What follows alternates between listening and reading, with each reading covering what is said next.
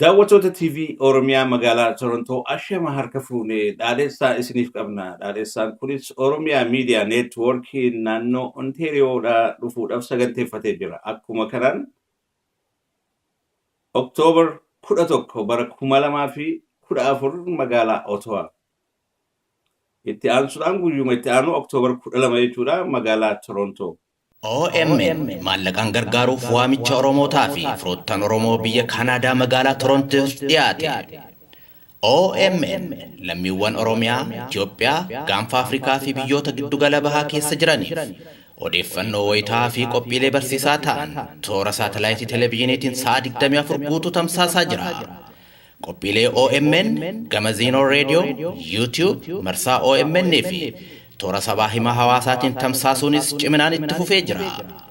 OMN deeggarsa lammiilee keenyaan hundee godhatee jira. Hundeensaa kun immoo daraan jabaatee akka leelisu gargaarsi hawaasa keenyaa ciminaan itti fufuu qaba. Eeyyeen damiin qindeessituu deeggarsa uummataa OMN sochii tumsa uummataa qindeessuu kana bal'inaan karoorfatee hojii eegalee jira.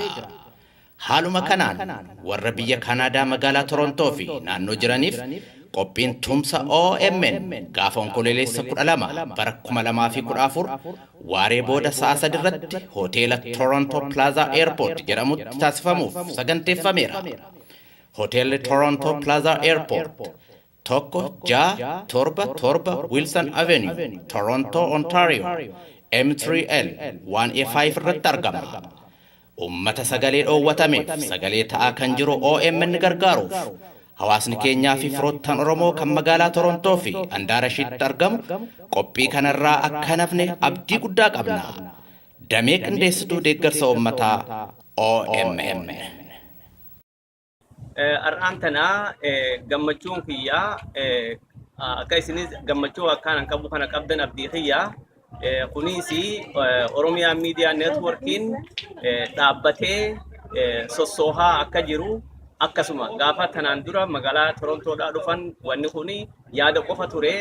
Ar'aan tan ammoo hojiidhatti hiikamee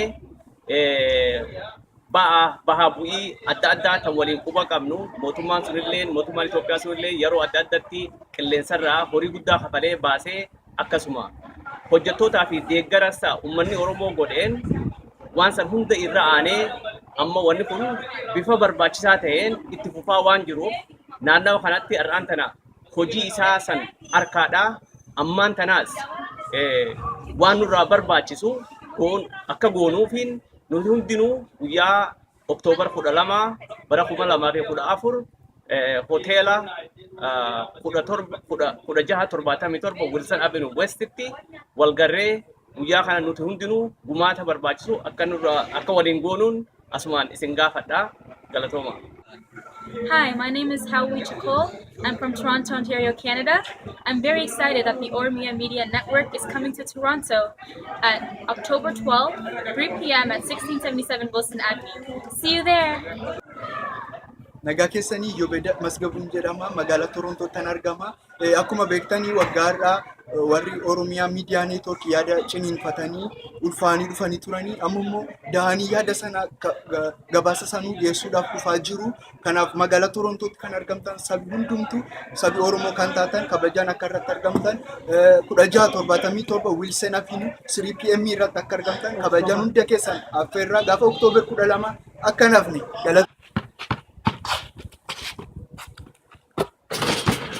It's for Oromo Media Network. Hi guys. On October 12, 2014, Oromo Media Network is coming to Toronto. 1677 Wilson Avenue at 3 p.m. OMN maallaqaan gargaaruuf waamicha Oromootaa fi firoottan Oromoo biyya Kanaadaa magaalaa Torontootti dhiyaate. OMN lammiiwwan Oromiyaa, Itoophiyaa, Gaanfa Afrikaa fi biyyoota giddugala bahaa keessa jiraniif odeeffannoo wayitaa fi qophiilee barsiisaa ta'an toora saatalaayitii televiiziiniitiin sa'a 24 guutuu tamsaasaa jira. Qophiilee OMN gama Zeenoo Reediyoo, YouTube, marsaa OMN fi toora sabaa himaa hawaasaatiin tamsaasuunis ciminaan itti fufee jira. OMN deeggarsa lammiilee keenyaan hundee godhatee jira. Hundeensaa kun immoo daraan jabaatee akka leelisu gargaarsi hawaasa keenyaa ciminaan itti fufuu qaba. Eeyyeen Dameen qindeessituu deeggarsa uummataa OMN sochii tumsa uummataa qindeessuu kana bal'inaan karoorfatee hojii eegalee jira. Haaluma kanaan warra biyya Kanaadaa magaalaa Torontoo fi naannoo jiraniif qophiin tumsa OMN gaafa onkololeessa 12 bara 2014 waaree booda sa'a 3 irratti hoteela Toronto Plaza Airport jedhamutti taasifamuuf saganteeffameera. Hoteelli Toronto Plaza Airport tokko 677 Wilson Avenue, Toronto, Ontario, M3L 1A5 irratti argama. Ummata sagalee dhoowwatameef sagalee ta'aa kan jiru OMN gargaaruuf hawaasni keenyaa fi firoottan Oromoo kan magaalaa Torontoo fi Andaarashiitti argamu qophii kanarraa akka nafne abdii guddaa qabna. Damee qindeessituu deeggarsa uummataa OMN.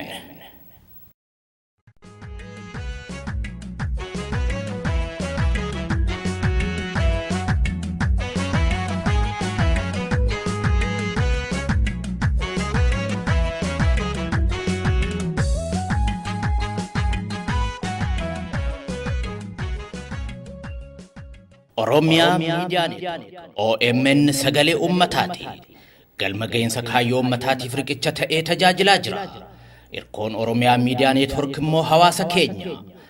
OMN sagalee uummataa ta'ee qilleensaan rakkatu gargaarsi hawaasa keenyaatti fufinsaan barbaachisaadha. Dameen qindeessituu gargaarsa uummataa Oromiyaa Miidiyaa Neetwoork hawaasni keenya OMN maallaqaan akka tumsu waamicha godhaa jira. Qophiilee tumsa OMNs magaalota garagaraa keessatti soneessaa jira. Haaluma kana hawaasni biyya Kanaadaa magaalaa Ottawa fi naannoo ishee jiraatan OMN maallaqaan akka tumsaniif gaafa onkololeessa 11 bara 2014tti qophii guddaan taasifamaa jira. Eeyyeen Oromootaa fi firoottan Oromoo Ottawa gaafa onkololeessa 11 bara 2014 galgala sa'a 7tti qophii tumsa OMN kanarratti akka qooda fudhattan waamamtaniittu. Iddoon Heron Road Community Center 1480 Heron Road Ottawa Canada. Marree OMN maallaqaan tumsuudhaan miidiyaa keessaniif hirkoo ta'a. Damee qindeessituu gargaarsa uummataa Oromiyaa Miidiyaa Neetwoork.